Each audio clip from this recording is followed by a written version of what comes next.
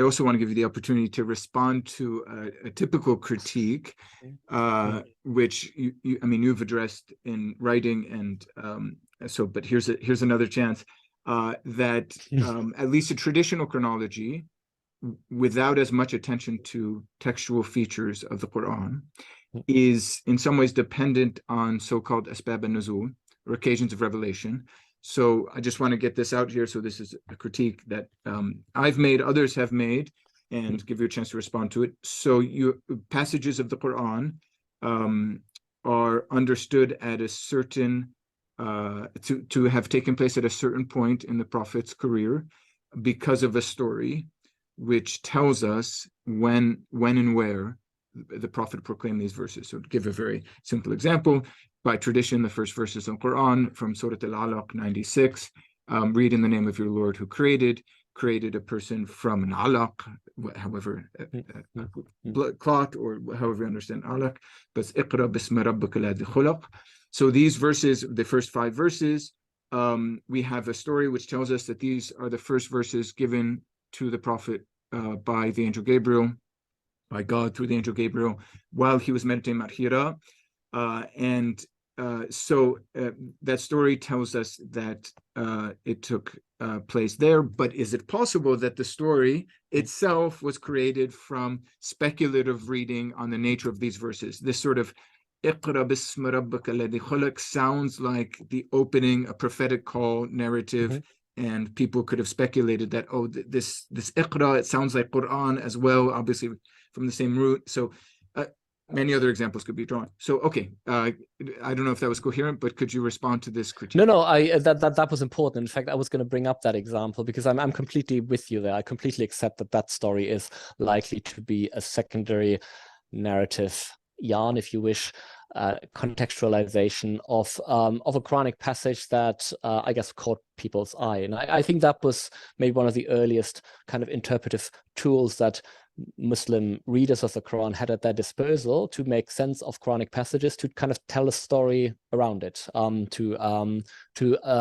suppose, extricate a passage from its literary context and embed it in a historical or pseudo-historical context in the life of the Prophet. And I think it serves different objectives. I mean, it can serve sort of, a legal interest, because once you identify which verses were revealed under which circumstances, you can then make statements about what abrogates what, so which laws override which other laws that might also be in the Quran. But I think it also just speaks to basic I don't know, interest in making sense of the Quran and sort of fleshing out the life and times of this charismatic founder figure, Muhammad. So for Surah 96, I certainly, every time I read a supposedly historical critical book about the Quran or early Islam, and the author says, and this was the first revelation, I get really annoyed, because I do think that that's completely uncritical.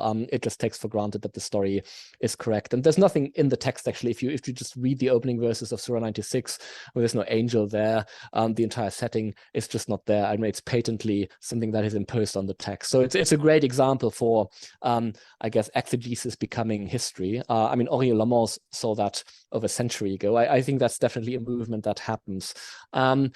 So what to do with that? Because am I suppose, backing myself up into a corner here? I think to some degree the way to deal with that is to work with the Quran itself as far as we can, to focus on imminent features and see how to describe them as accurately as possible, how to explain them possibly. But then I will say that I do rely on broad assumptions that are, I guess, encoded in these asbab an-nuzul narratives. So I would make a basic distinction between anecdotal stories about a particular encounter between Muhammad and I don't know, a Jewish interlocutor in Medina, in response to which a certain passage was allegedly revealed, and the more basic assumption that Muhammad existed, that he was, that he operated in Medina, and that there were Jews there. Now that's a distinction you could try to pick away at. I mean, maybe one point of those asbab an-nuzul narratives is precisely to sort of project more general ideas about the context in which the text belongs. But I think then we need to sort of assess those general assumptions about, you know, where Muhammad was active, whether there was a place called Al-Medina where there were local Jewish tribes. We need to sort of assess whether that's a reasonable theoretical model for making sense of the Quran. I would certainly, I guess my emphasis would be, it is rationally completely possible that all the anecdotes are fictitious, but that they rely on a general background about Muhammad that is largely accurate, which could probably be summarized in 3 or 4 sentences. So Mecca, Medina, an active emigration in between, sort of majority of pagans in the one place, and local Jewish tribes in the other place. Okay, yes. And then maybe two more objections. I'm not sure we can really work through these easily in a conversation meant for a general audience. But I would like to raise two objections to the model of seeing the Quran as consisting of Meccan and Medinan. Okay, so some would say, and by tradition, I mean, if you go to many Arabic editions of the Quran, or Mus'haf, you go to a Mus'haf, you often see the word at the title or the heading of any surah, Mekki or Medaniya. So can we think of surahs as Meccan, entire surahs as Meccan or Medinan? Well, in fact, even the tradition, but especially contemporary academic scholarship, says no, we have to be attentive to possible insertions, usually Medinan insertions into Meccan material. I wonder, does that run the risk of being contrived? So you make certain observations about what is Medinan and what is Meccan, and then you get to a Meccan surah, and there's something that's surprising there, like the word jihad, for example, which shouldn't be in Mecca, or maybe something we'll have a chance to speak about in Surah Al-A'raf 7:157. You have this verse that has Medinan, so-called Medinan turns of phrase. But is that contrived to say, okay, I know what Medinan is and what is Meccan is, and when something in a Meccan surah doesn't appear Meccan, I'm just going to call that a Medinan insertion? Yeah.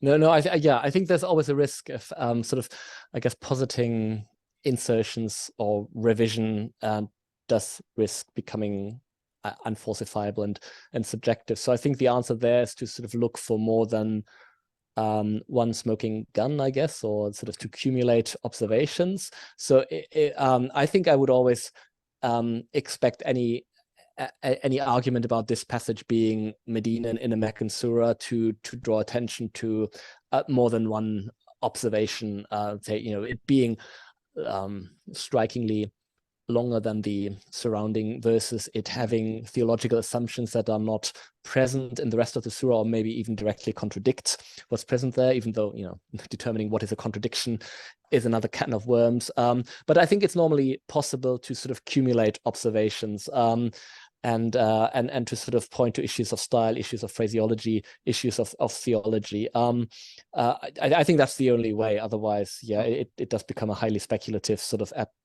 ad hoc sort of construct that allows you to just evade bullets.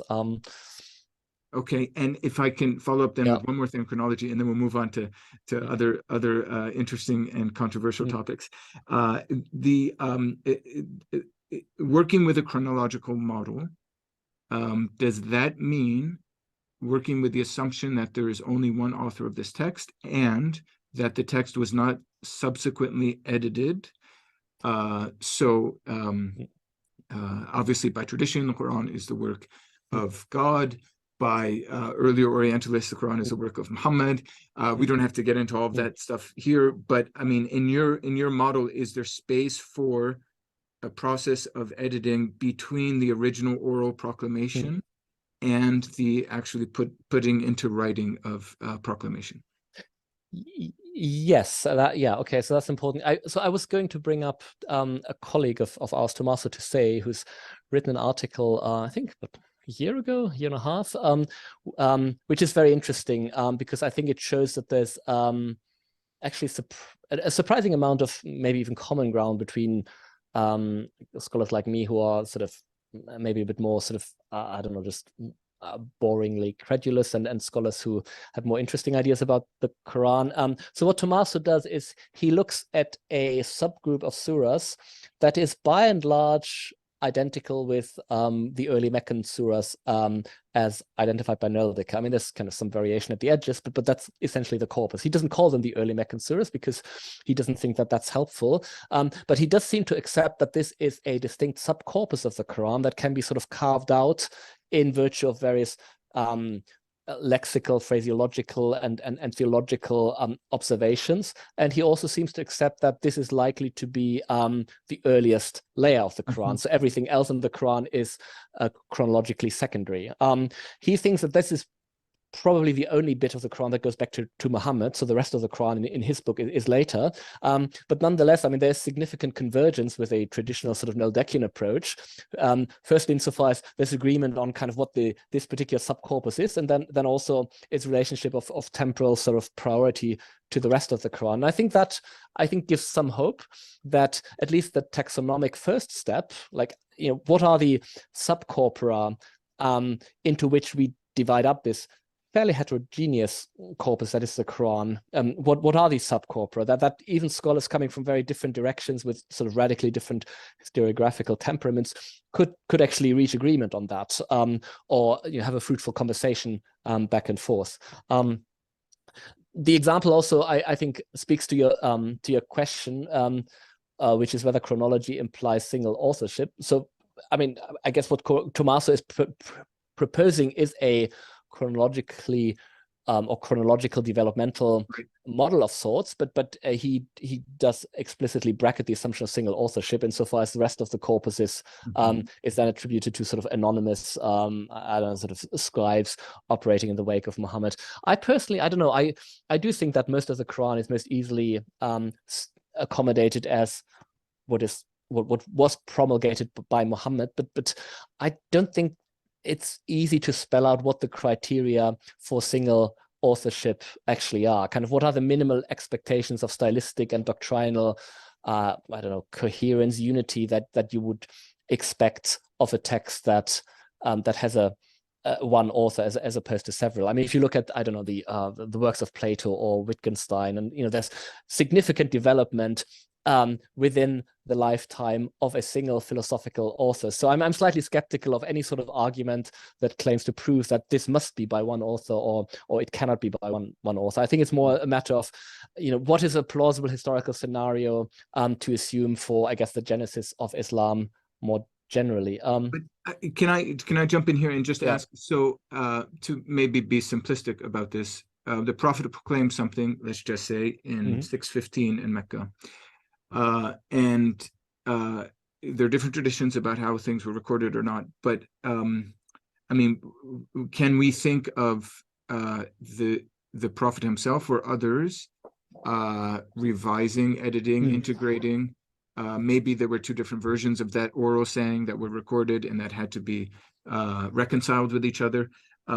Is there something that takes place between that oral proclamation, if you agree there was an initial oral proclamation, and the actual formation of a text? Yeah. So I do think that I don't know, a text like Surah Al-Baqarah, for instance, I think a lot of scribal work went into this text. I mean, unless you are happy to posit that basically just Gabriel poured out inspiration and then the text was read out as is, I think it seems likely that this text is a product of revision, of accretion, of growth over time, of targeted drafting. And in fact, the Islamic tradition is very happy to countenance that. So, different passages are supposed to have been revealed at different times, and then they were slotted into existing surahs at different places. So, so the Islamic tradition is happy to countenance a degree of scribal editing during the lifetime of the Prophet. I think if one were to sort of come from a more traditional biblical studies perspective, one would instinctively tend to assume that prophecy and scribal editing are two successive stages of textual production, that you've got the charismatic who who proclaims, and then you've got the disciples who kind of take it down in writing and then piece it together. I actually don't think it's implausible that at the kind of fairly late time in religious history at which the Quran appears, those two processes could have run in parallel. So so the sort of editing that I think must have gone into a text like Surah Al-Baqarah, I could imagine having taken place during the lifetime of the Prophet, which isn't to say that I would dogmatically rule out that there might be passages in the Quran that did come in at a later point in time. Obviously, there's the whole issue of carbon dating, which does seem to kind of, if you trust it, does seem to position a number of partial manuscripts of the Quran at a fairly early point in time, so that I think you could argue that around 650 the text is kind of there, but that leaves a decade or two during which the people who collected the corpus might have tinkered with it at the margins. I don't think you can rule that out. Then the question becomes, well, what's a likely candidate for that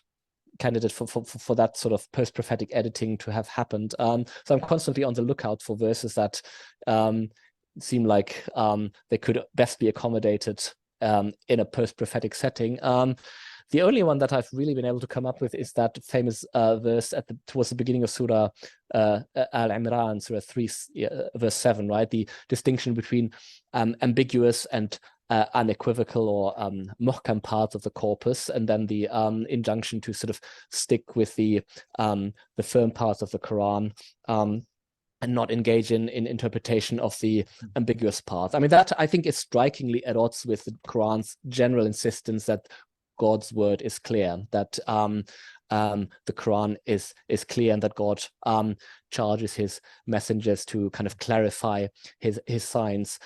So I could imagine that this is a sort of slightly defeatist kind of post-prophetic perspective, whereby scholars take stock of the scripture that has emerged and realize that actually it's not all clear, and we've somehow got to deal with the fact that parts of it are ambiguous, and then that is the context that is sort of reflected by this comment. I think it's very difficult to sort of prove that in a compelling fashion, but I could imagine that having been the case. But even if that's true, then I think the interesting consequence is that actually at that time, large-scale rewriting or revision of the material, which would have been deemed to be partly problematic, wasn't possible anymore. So you couldn't deal with the extant ambiguity by simply remaking the scriptural corpus in whatever way you might have deemed to be less equivocal. You had to recognize that as an existing fact, and then maybe you could slip in